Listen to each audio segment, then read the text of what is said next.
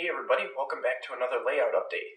As you can see here beside me, we're on the complete opposite side of the room as we were for the last layout update, which means there's a whole lot of progress that's been made in between. We're over here on the Cayuga Causeway scene of the layout. As you can see, the causeway itself has now been put in. The track has been laid all the way to the other side of the causeway. This bridge is now permanently affixed. And we're pretty much ready to call the track work on this end of the layout complete and move on into the Auburn side of the layout. There's been plenty of other progress made on the Geneva side of the layout as well, and a few other things throughout the layout room too. So sit back and relax, and we'll get into the rest of the layout update here right now. Alright, so as you can see here, the main line all the way from the Corning secondary side all the way into Geneva is now in and meets up with the section going over the Cayuga Causeway that we were looking at earlier. This section here will be the main yard on the layout eventually, along with two other industries and the engine house where Finger Lakes stores all their engines. So this will be a very busy part of the layout. For right now, I'm just getting in the main line. My goal is to have the full main line loop in and able to run by the end of winter. And then once that's in, I'll kind of circle back and start adding things in. Geneva Yard will probably be one of the first things that I do. It's just going to be probably the most costly thing that I do because these turnouts are not exactly the cheapest thing. But this is just a small portion of the progress that's been made on the layout. So stay tuned and we'll get into the next part. Alright, as you can see, as we look back towards the Penyan side of the layout, the backdrop has also started to be installed. I've got it all the way up to the Corning secondary side of the layout, and then you might have noticed in the last clip, I also do have a section of it installed on the Geneva Yard portion of the layout as well. I've got one more sheet of it left.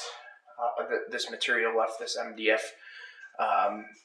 so I'll get that one installed as soon as I have a chance, and then I'll just have to run back to the hardware store to get more before I can finish off the full layout. But as you can see by the supports here in the hemrod area of the layout, there's going to be one divider dividing the scene there as well, and then in the middle section of the layout, which is kind of phase 2, that's the Auburn Road going to Canandaigua.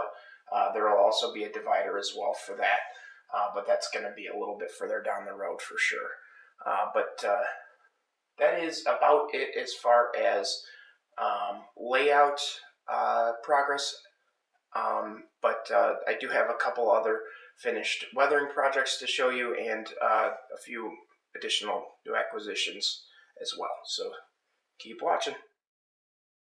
Really quickly before we get into the finished weathering projects and new acquisitions, I did just want to mention as well that I did finish up the foam portions for the Watkins Glen area of the layout, as well as the Camellias portion of the layout, which is off-frame to the left here, but looks largely the same as the Watkins Glen portion. You'll also notice here as well, as I pan to the left here, that there's a piece of plywood right on the end. This is going to be where there's a lift-out section. I've begun prep to build that lift-out, and just trying to kind of make sure that this is going to be very well built, so that if there's ever any changes in the climate down here, that it's going to still work well, even if there's some additional humidity or when it gets dry like it is right now in the winter. Thankfully, the layout room stays pretty well consistent. Humidity-wise, there is a dehumidifier down here that runs most of the summertime, and so the layout stays dry most of the year as far as humidity is concerned. But still want to make sure that the lift out section is going to work well. Anytime that there's any sort of modular use for part of the layout, you obviously want to make sure that you over-engineer it as much as possible so that it stays in working order no matter what the conditions. But with that being said, we'll get right into our completed projects now, and then take a look at some new acquisitions as well. All right, so here's a look at the weathering projects that have been completed over the last month. You should recognize a couple of these cars from the last layout update, as they were new acquisitions in that video. From left to right here, we are looking at the new core car that was purchased in the last layout update. This car has now been actually renumbered and relettered for DJJX. When I went back and reviewed prototype pictures, I realized that this car actually wasn't in those NUEX reporting marks that were showing on the car originally. So it's been relettered. Reflective stripes have been added, got a light weathering job, and the DJJX reporting marks and logo have been added as well. I'm really happy with the way that turned out. The car itself in real life is pretty clean, so I tried to keep it that way as much as I could. The next car in here is a Railbox box car. This was the CNA patched box car that we saw in the last layout update. It's now been relettered back into the RBOX reporting marks like I mentioned it was going to be, and weathering has been done.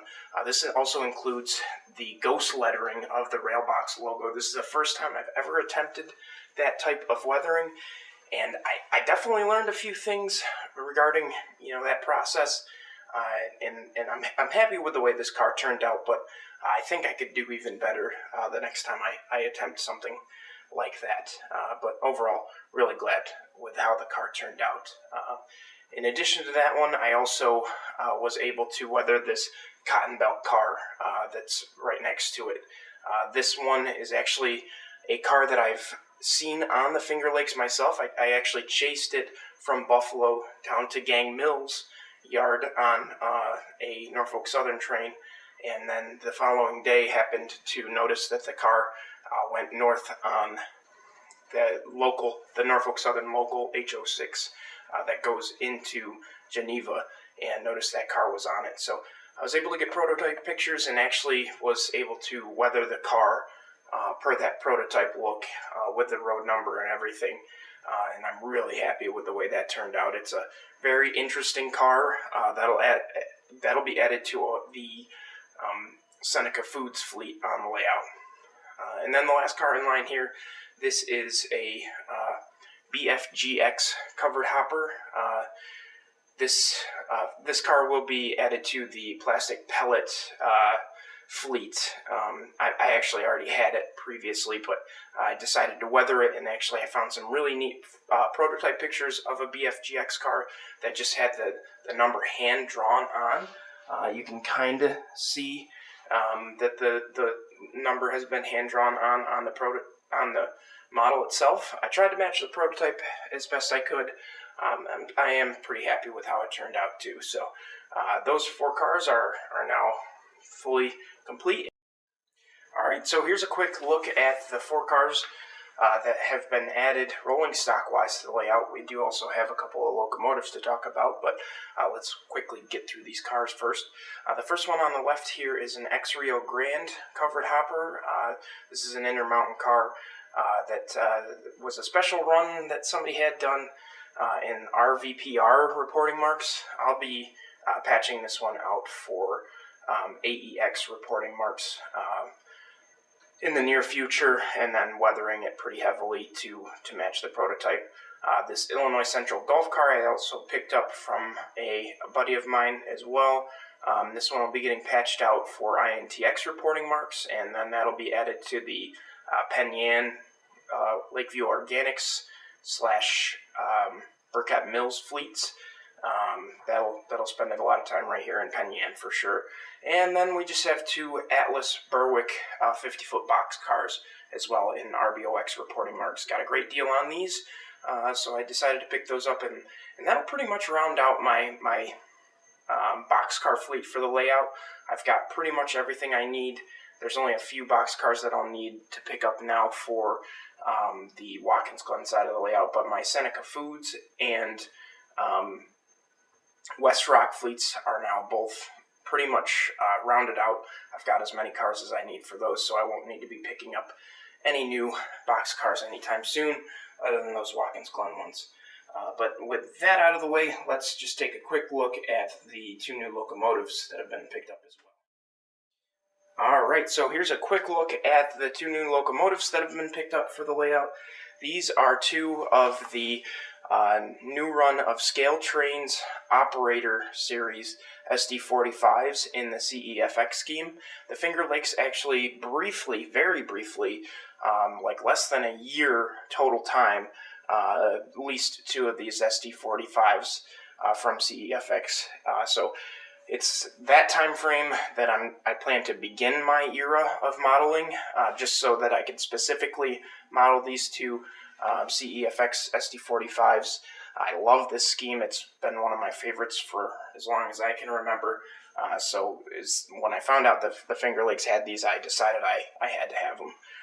These two locomotives are getting a ton of work done. They are the Operator Series for Scale Trains, which means they don't come with pretty much any separately applied details. The shell that's here on the left that's missing a cab is also getting a headlight relocation. As you can see the hole there, that's pretty much ready to go in. I just haven't had a chance to do anything with installing the headlight. It's painted, it's ready to go in. I just need to do so.